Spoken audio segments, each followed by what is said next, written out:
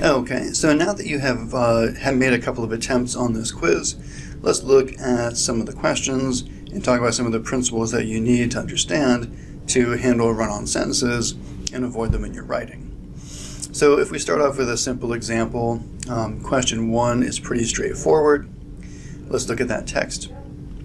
The city had one public swimming pool, comma, it stayed packed with children all summer long. And so this is kind of a classic run-on sentence. It's two sentences combined by a comma. We know this because we have two subjects and two different verbs. Then the first part of that, we have the city. What did the city do? The city had.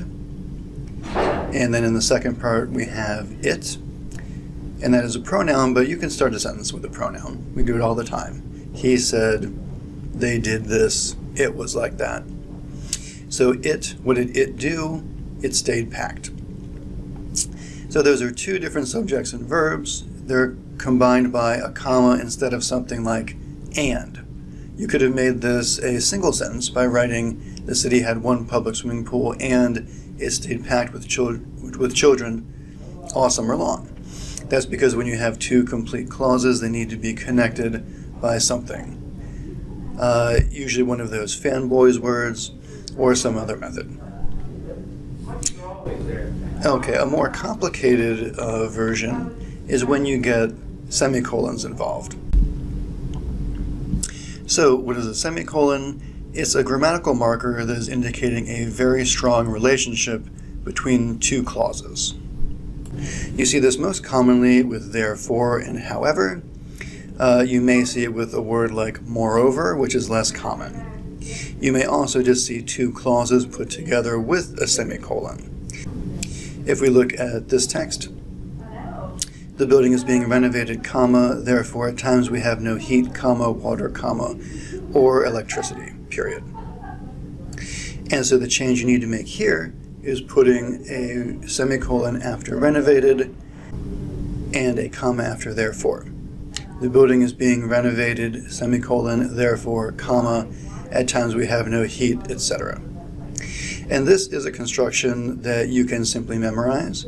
So if you're using a therefore sentence or a however sentence, you can just plan on having the semicolon before however or therefore and the comma after that word. And if we look at this next question, we can see an example where the semicolon is used without therefore or however. Walker's coming-of-age novel is set against a gloomy scientific backdrop, semicolon. The Earth's rotation has begun to slow down, period. And so again, this is indicating a very strong relationship between these two clauses. What is the gloomy scientific backdrop? It is the fact that the Earth's rotation has begun to slow down. This is a relatively advanced way to use a semicolon. It's a relatively unusual way to see it.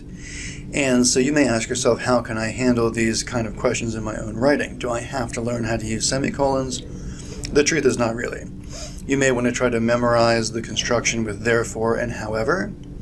And then in other cases, you can use a coordinating conjunction, the and, but, for, the fanboys words, or you can simply break things down with a period. So this could easily be rendered as Walker's coming-of-age novel is set against a gloomy scientific backdrop, period.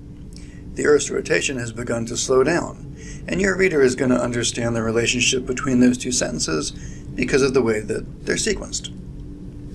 So when you're dealing with run-on sentences, the best way to handle it as a writer is to write the kind of sentences that you feel confident controlling.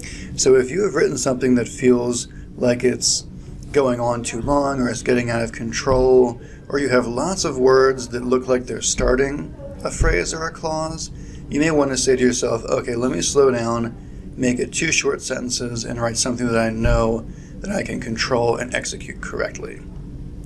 Dealing with run-on sentences can be a big challenge, but remember, your sentences don't have to be 3 lines long.